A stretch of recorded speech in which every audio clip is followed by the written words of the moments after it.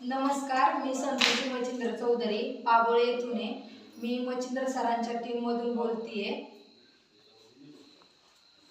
तर मी या काकांना 1 महिन्यापूर्वी अमृत ज्यूस दिले होते, तर त्यांना काय रिझल्ट आला हे आपण त्यांच्याच तोंडून ऐकूया.